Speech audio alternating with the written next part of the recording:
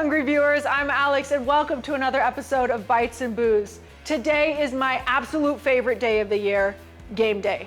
Now usually I'm a very accommodating host. I like for people to feel welcome when they enter my home, but not today. Today is my day to sit on the couch and watch Mark Sanchez throw the football to the other team. No, don't throw it there! Don't throw it there! Don't throw! Come on! No, Mom, I will not settle down! So, what's on the menu? I wanted to come up with a great recipe that I could make ahead and let my guests do the work once they arrive, so I could be alone in peace. I am making roasted chicken and goat cheese enchiladas. I know people hear enchiladas and they think, I can't do it. I have faith in you though. I really do. So we're gonna start with one red onion and just dice it up. This is how I looked when I found out that Tebow got traded to the Jets. All right, so I'm going to take the onions and I'm going to saute them in about 2 tablespoons of olive oil. Mark Sanchez, get it together. This is my plea to you.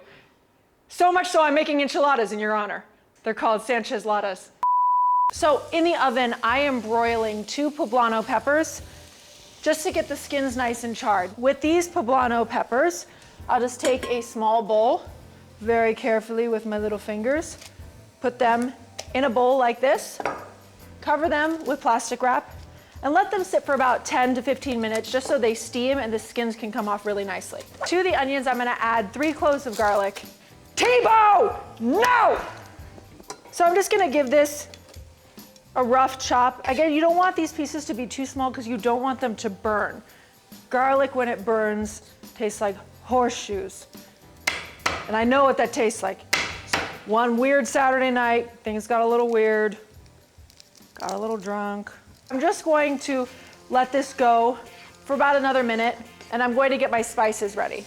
So I'm going to use a tablespoon of oregano, a tablespoon of cumin, and a tablespoon of paprika. Just get them all good and toasty. And while that's going, I'm going to peel and seed my poblano peppers. I take these out, give them a nice peel, and don't worry about getting all the peels off. You really want that smoky flavor. And what I'm gonna do is just take the top off like this. It should come off really easy. Throw that in your bowl and just take your knife and run your knife over like this just to remove all the seeds. You don't wanna bite down on one of these. They're very bitter and they could be really spicy. So you just wanna chop these up like this and throw those in with your sizzling spices and onions.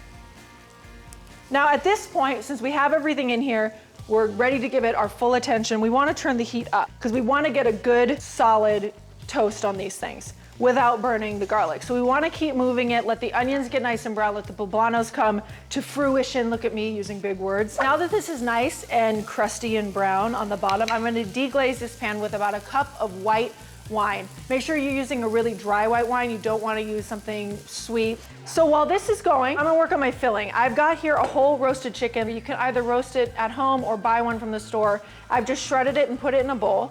Then I'm gonna use a log and a half of goat cheese. It's about 16 ounces of goat cheese. I love this recipe because I can make it ahead. I can do it in the morning before my guests come, and come game time, all I have to do is pop it under the broiler and everybody can eat. So what I'm doing is cutting a bunch of cilantro, and I'm just going to give that a nice rough chop. I know there's a lot of cilantro haters out there. You know who you are, Dad. It really does complement the goat cheese really well and the chicken really well, and this sauce. Speaking of my sauce, it's ready. So as you can see, the wine has cooked down almost all the way. I'm gonna wait about 30 more seconds on that. Yeah! Makes me feel like a woman. Excuse me. All right, so I'm gonna add 32 ounces of crushed tomatoes. A lot of people are surprised to know that I thoroughly enjoy football, and I get a little too into it. I often lose my dignity during watching a football game. No, not first down. It's not a first down, it's a touchdown. Come on. It's in my soul, and if I could, I'd grow a penis and I'd put on some football gear. Below is the recipe and my phone number and my email address and my Twitter. This is so sad. This is the saddest day of my my life. All right, so I've got my sauce simmering here, and now I'm gonna add 2 scallions just for a little fresh onion flavor in that filling. So I'm going to add that in there.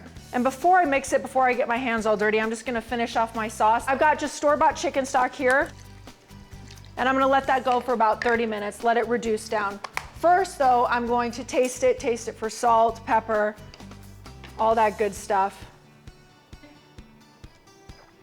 It's perfect right now as it is. I don't want to oversalt this because it's going to reduce down and it will get saltier. I have about 18 tortillas that I've wrapped in foil, and I'm going to put them in a 350-degree oven just so they're a little bit more pliable when I assemble my enchiladas. Unlike the traditional flour tortilla, they are a little less pliable and a little bit more susceptible to breaking. So now I've got my enchilada mix. I'm going to get my little manos in there and just mix this all into one solid mass. My sauce is now reduced down and has been simmering for 30 minutes, and I'm going to blend it in a blender. So when you have a hot mixture like this, I like to cool it down for about 10 minutes and then start blending a little bit at a time.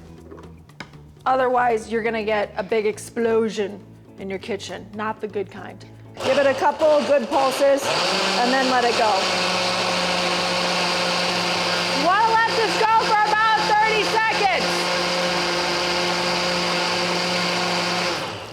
All right, so now we've got this beautiful, silky enchilada sauce.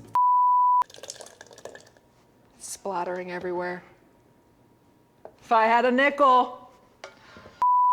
So I'm gonna add a couple of ladles of sauce on the bottom,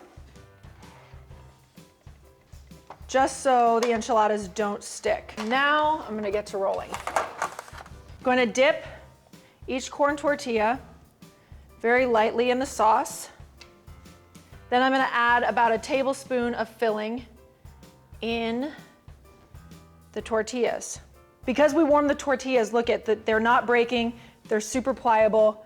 These are gonna be absolutely perfect.